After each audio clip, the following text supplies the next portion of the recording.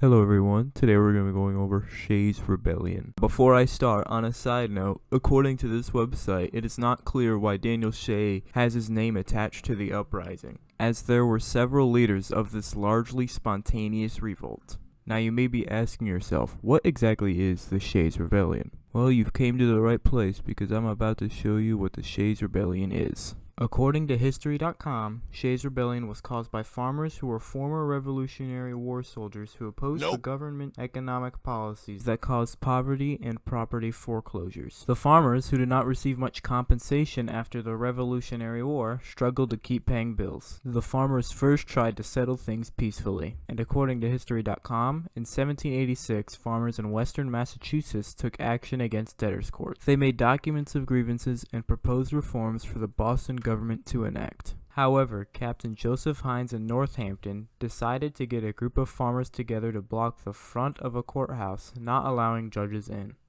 Daniel Shays actually decided to join the movement in the summer of 1786. Shortly after that, he led a group of 600 men to peacefully shut down a court in Springfield. These people found some support in some high-ranking places, including Chief Justice William Whiting, saying that the rebellion was warranted for what the government was doing to them. However, they also did not have some support in high-ranking places, as our guy Samuel Adams, no, not the beer company, one of our founding fathers, called for the execution of these rebellious farmers. That's fucked up. A bill was soon passed that would excuse sheriffs that killed any of these rebels. I guess you win this time, Sam. The situation continued to escalate from there, and what was meant to be a peaceful protest actually turned out to be quite deadly. All of these events led to the incident at the Springfield Arsenal. Daniel Shays decided to go to the Springfield Arsenal, raid it, and obtain weapons. Other leaders, such as Luke Day and Eli Parsons, led more of these rebels to the arsenal with Daniel Shays. They approached the arsenal, where troops were expecting Shays and his men. They fired warning shots, then more shots were fired that led to 2 dead and around 20 more wounded.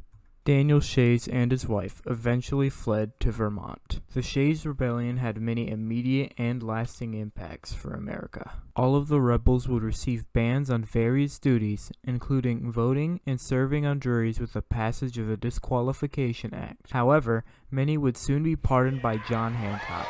Eventually, Daniel Shays was also pardoned and he moved to New York. He eventually died in 1825. The Shays Rebellion showed many people, including George Washington, just how bad and ineffective the Articles of Confederation were. This eventually led to the Constitutional Convention that was held in Philadelphia in 1787. This, of course, eventually led to a new and better document being devised, known as the Constitution. We can thank the Shays Rebellion for its part in that. These rebels are now known as the Shaysites. What they have done for America is truly remarkable. Their determination to stop courts from prosecuting farmers who were in debt to peacefully protesting the economic policies that were currently in place turned America for the better.